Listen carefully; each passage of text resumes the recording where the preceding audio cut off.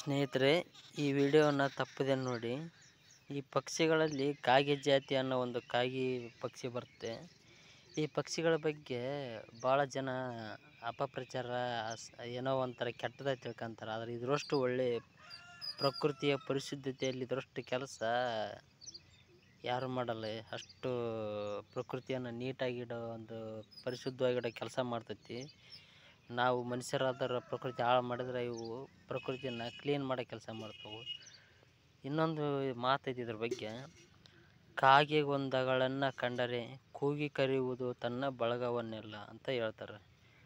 ಮನುಷ್ಯರಿಗೆ ಒಂದಿಷ್ಟು ಏನಾರು ಸಿಕ್ಕರೆ ಒಬ್ಬನ ಬಚ್ಚಿಟ್ಕೊಂಡು ತಿನ್ಬೇಕು, ನಾನೊಬ್ಬನೇ ಯಾರಿಗೆ ಹೇಳ್ಬಾರ್ದು ಅಂತಂದು ತನ್ನ ಜೊತೆಗಿರೋನ ಸಮಿತಿಗೆ ದೂರ ತಳ್ಳಿ ತಾನೊಬ್ಬನೇ ಕಬಳಿಸೋ ಪ್ರಯತ್ನ ಮಾಡ್ತಾನೆ. ಆದರೆ ಕಾಗಿಗೆ ಒಂದು ತುತ್ತು ಅನ್ನ ಕಂಡ್ರೆ ಇಡೀ ತನ್ನ ಬಳಗವನ್ನೆಲ್ಲ ಕರೆದು ಅದನ್ನೆಲ್ಲ ಹಂಚ್ಕೊಂಡು ತಿಂತೈತಿ. ಅಷ್ಟು ಒಳ್ಳೆ ಪಕ್ಷಿ ಅದು.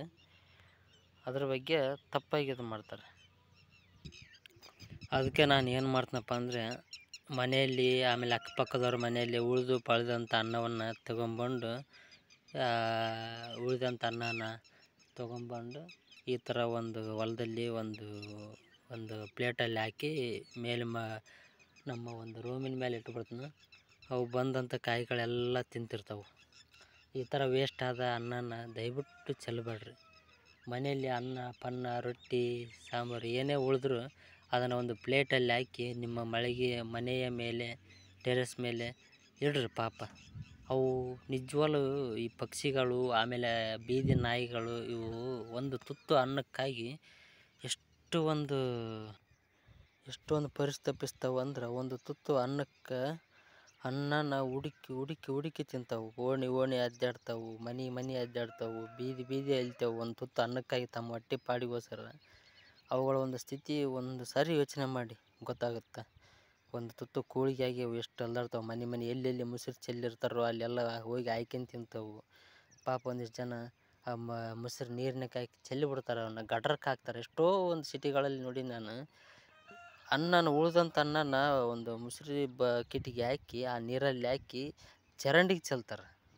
ಪಾಪ ಹಕ್ಕಿ ಪಕ್ಷಿಗಳು, ಪ್ರಾಣಿಗಳು, ಬೀದಿ ನಾಯಿಗಳು ಒಂದು ತುತ್ತು ಅನ್ನಕ್ಕಾಗಿ ಮನೆ ಅಡ್ಡಾಡಿ ಇದು ಮಾಡ್ತಾವೆ. ಮಂತ್ಯಕ್ಕೆ ಬಂದು ಅವು ತಿನ್ನೋಕ್ಕಾಗಿ ಮಂತ್ಯಕ್ಕೆ ಬಂದ್ರೆ, ಆ ಮುಸುರಿ ಚೆಲ್ಲಿರ್ತಕ್ಕಂಥ ಮುಸುರಿ ಅನ್ನ ತಿನ್ನೋಕೆ ಮಂತ್ಯಕ್ಕೆ ಬಂದ್ರೆ ಅವುಗಳನ್ನ ಬಡ್ದು ಓಡಿಸ್ತಾರೆ ಪಾಪ.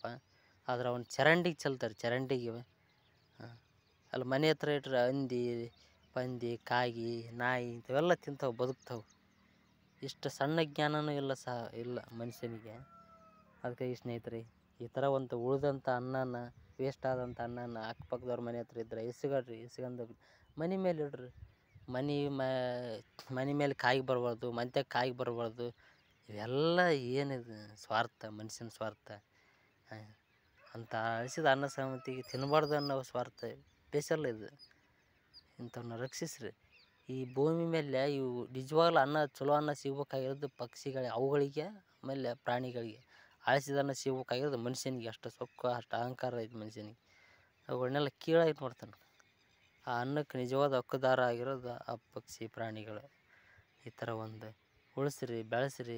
ಪಕ್ಷಿ ಪ್ರಾಣಿ ಕುಲಗಳನ್ನ ರಕ್ಷಿಸ್ರಿ.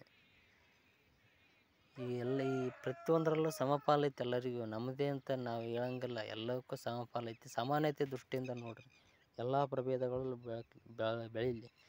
ಇಷ್ಟು ಹೇಳ್ತಾ ನನ್ನ ಮಾತನ್ನು ಮುಗಿಸ್ತೀನಿ. ಈ ನನ್ನ ವಿಡಿಯೋ, ನನ್ನ ಮನಸ್ಸಿನ ಈ ಪ್ರಾಣಿಗಳ ಬಗ್ಗೆ ಇರೋ ಕಾಳಜಿ ನಿಮ್ಗೆ ಇಷ್ಟ ಆದರೆ ಇದನ್ನ ಲೈಕ್ ಮಾಡಿ, ಸಬ್ಸ್ಕ್ರೈಬ್ ಮಾಡಿರಿ ಮತ್ತು ಶೇರ್ ಮಾಡಿರಿ. ಇಂಥ ವೀಡಿಯೋಗಳನ್ನ ಬದಲಿಯವರಿಗೆಲ್ಲ ಶೇರ್ ಮಾಡಿರಿ. ನನಗೆ ಎಡಿಟ್ ಮಾಡಿ ವಿಡಿಯೋ ಅಪ್ಲೋಡ್ ಮಾಡೋಕ್ಕಾಗಲ್ಲ, ಯಾಕಂದರೆ ನಮ್ಗೆ ಟೈಮ್ ಇಲ್ಲ, ನಾವು ಬೇರೆ ಕೆಲಸ ಇರ್ತವೆ. ಇದನ್ನು ನ್ಯಾಚುರಲ್ಲಾಗಿ ನಾ ಹೆಂಗೆ ತೆಗೆದಿರ್ತೀನಿ ಹಂಗೆ ಇದು ಮಾಡ್ತೀನಿ. ಅಷ್ಟೇ ಸ್ನೇಹಿತರೆ, ಎಲ್ರಿಗೂ ನಮಸ್ಕಾರ. ಓಕೆ.